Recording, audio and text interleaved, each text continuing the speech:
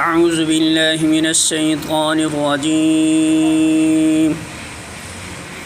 بسم اللہ الرحمن الرحیم يسألك أهل الكتاب أن تنزل عليهم كتابا من السماء فقد سألوا موسى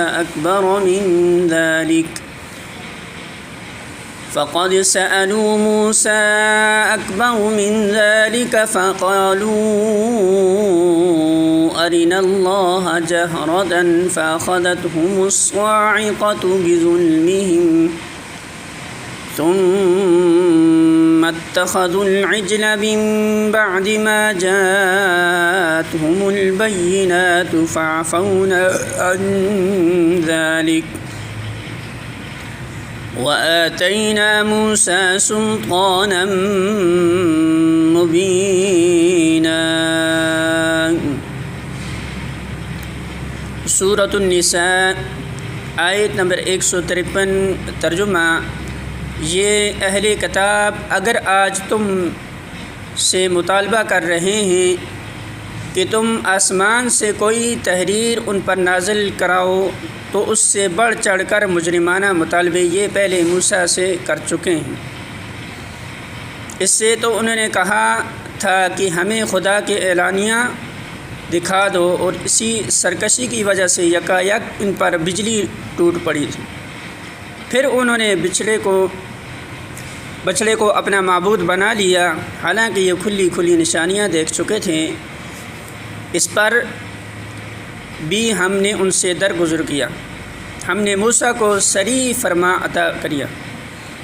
سورۃ النساء حاشیہ نمبر 181۔ مدینہ کے یہودی نبی صلی اللہ علیہ وسلم سے جو عجیب مطالبے کر رہے تھے، ان میں سے ایک یہ بھی تھا کہ ہم آپ کی رسالت اس وقت تک تسلیم نہ کریں گے جب تک کہ ہماری آنکھوں کے سامنے ایک لکھائی کتاب آسمان سے نہ نازل ہو، یا ہم میں سے ایک شخص کے نام اوپر سے اس مضمون کی تحریر نہ آ جائے کہ یہ محمد صلی اللہ علیہ وسلم ہمارے رسول ہیں، ان پر ایمان لاؤ۔ سورۃ النساء حاشیہ نمبر 182۔ یہاں کسی واقعہ کی تفصیل بیان کرنا مقصود نہیں، بلکہ یہودیوں کے جرائم کی ایک مختصر فہرست پیش کرنی مقصود ہے۔ اس لیے ان کی قومی تاریخ کے چند نمایاں واقعات کی طرف سرسری اشارات کیے گئے ہیں۔ اس آیت میں جس واقعہ کا ذکر ہے وہ سورہ بقرہ آیت نمبر 55 میں بھی گزر چکا ہے، ملاحظہ ہو۔ سورہ بقرہ حاشیہ نمبر 71۔ سورۃ النساء حاشیہ نمبر 183۔ کھلی نشانیوں سے مراد وہ نشانیاں ہیں جو حضرت موسیٰ علیہ السلام کے رسول مقرر ہونے کے بعد سے لے کر فرعون کے غرق ہونے اور بنی اسرائیل کے مصر سے نکلنے تک پے در پے ان لوگوں کے مشاہدے میں آ چکی تھی۔